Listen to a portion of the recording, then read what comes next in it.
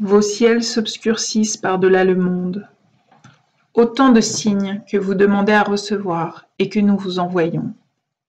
Le ciel de Paris s'est obscurci il y a 1 an maintenant, et il le fut déjà, sur un plan moins littéral, les années précédentes, à Paris, comme sur le sol nord-américain. Le ciel de l'Australie s'est obscurci et celui de l'Amazonie, et ce jusqu'au-delà des frontières. Le ciel s'obscurcit de nouveau, et c'est au Liban maintenant. Nous ne pouvons pas mieux vous dire, mieux vous montrer, mieux vous signifier ce qu'il en est, et qu'il est temps de voir et de comprendre. Certains parmi vous, chers humains, priez, priez sans cesse, et priez encore, pour un réveil des consciences, un éveil, comme vous l'appelez. Un réveil, c'est une sonnerie, un alarm clock, et lorsqu'il se fait entendre, vous devez alors quitter votre monde de rêve. Un réveil prié si fort, si souvent, depuis si longtemps, est entendu et trouve correspondance dans vos vécus. Vos prières ne tombent jamais dans le néant, elles nous sont audibles et elles sont reçues. Simplement la manière dont celle-ci se manifeste, se réalise, prend d'autres formes que vous ne pensiez, des formes auxquelles vous ne vous attendez pas. Cela reste pourtant le pouvoir de la prière et de vos propres pouvoirs créateurs, tous ensemble réunis, qui peut générer des réveils comme des détonations terrestres, des détonations qui prennent effet dans la matière. À quoi vous attendiez-vous comme forme de réveil pour réveiller toute une partie de l'humanité, une partie qui soit suffisante pour faire basculer le monde et provoquer son changement de direction? Des tours qui courent au ciel s'effondrent, des lieux de connexion au ciel s'effondrent, s'effritent et brûlent de toutes parts. Des lieux de reconnexion à la terre-mère, à la nature, aux êtres qui la peuplent, partent en fumée, en Sibérie, en France, aux 4 coins du monde, sans que vous ne le sachiez. Nous l'avons déjà dit. N'avez-vous pas entendu l'alarme sonner? Non, pas tout à fait. Juste à temps, pensez-vous? Juste à temps de quoi? De pouvoir continuer la vie que vous menez, sans prendre le temps de la mener en pleine conscience et en toute présence de ce qui vous entoure et de ce que vous générez? D'autres lieux sacrés ont péri dans la demeure qui est la vôtre, demeure que vous-même avez incendiée, que vous-même effritée, abîmée, une fois encore. Vos prières ont trouvé réceptacle et une fois encore, la détonation, la déflagration a eu lieu. Et une fois encore, c'est vers le ciel que se sont élevés les yeux. Le ciel est partout, dans vos tours qui s'effondrent, dans vos lieux de reconnexion avec lui, dans vos flammes et vos explosions qui s'élèvent vers lui.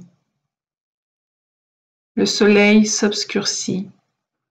Sur un plan littéral, il s'est obscurci, même une seconde. Le temps pour vous de voir que le soleil n'est pas un dû, il est un cadeau. Le soleil s'obscurcit sur un plan temporel. Vous êtes à un carrefour, chère humanité. La partie suffisante d'entre vous s'éveillera-t-elle à temps? Ou laisserons-nous encore courir cette civilisation comme tant d'autres à sa fin? Un jour, les déflagrations ne seront plus des réponses à vos prières, ni des correspondances à vos désirs de réveil. Un de vos quotidiens a titré « L'Apocalypse ». Le soleil s'obscurcit, mes amis. Et s'il s'obscurcit, alors la lune ne pourra plus briller davantage. Et les éclipses se feront nombreuses, comptez, décomptez-les, comme vos incendies, elles s'enchaînent. D'autres peuples avant vous ont répondu à la demande de sacrifice pour garder la vie.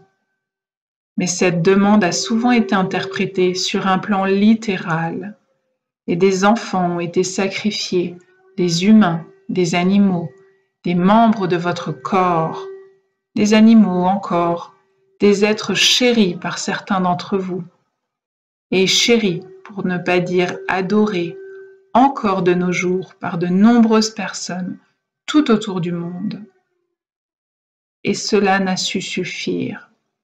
Pensez-vous que l'on vous demande de vous sacrifier de votre sang, de votre cœur battant, alors que nous désirons ardemment que vous l'entendiez vous parler?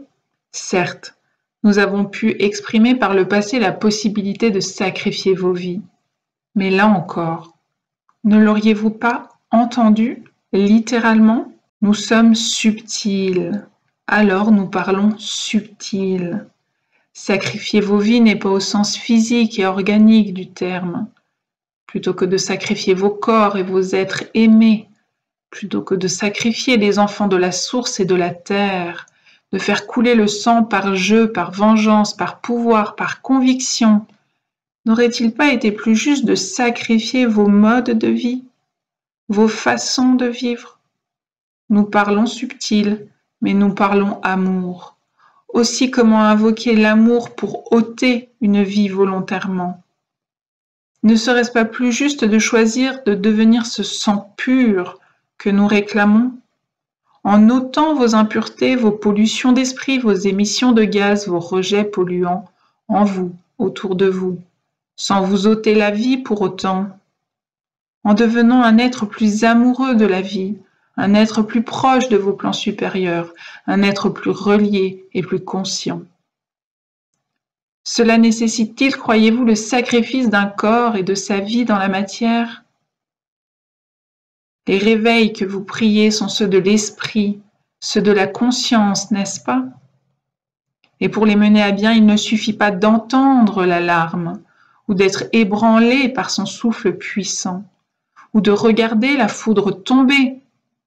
Pour les mener à bien, il s'agit d'aller au bout de sa journée en sortant du monde des rêves, sortir des mondes illusoires, sortir des journées bien remplies par les habitudes et les facilités ou par les peurs et les crédulités. L'Apocalypse. Qu'est-ce au fond, si ce n'est le réveil des esprits? Les 4 maîtres éléments participent de ce réveil, les 4 cavaliers de l'Apocalypse aussi. Et tout ce qui est vécu n'est que l'exact fruit de vos prières. Vous avez demandé à changer de monde, à faire naître un monde meilleur, à ce que plus de monde se réveille. Plus de monde se voit alors réveillé. Certes, pas de la manière dont vous ne l'envisagiez, mais vos prières sont exaucées. À vous de savoir quoi en faire, comment les émettre et les recevoir. Rappelez-vous, nous sommes subtils, nous parlons subtil.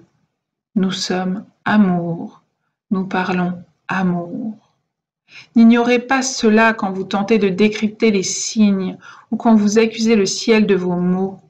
Ce qui est sur cette terre n'est que le fruit de vos prières, de vos pouvoirs créateurs réunis.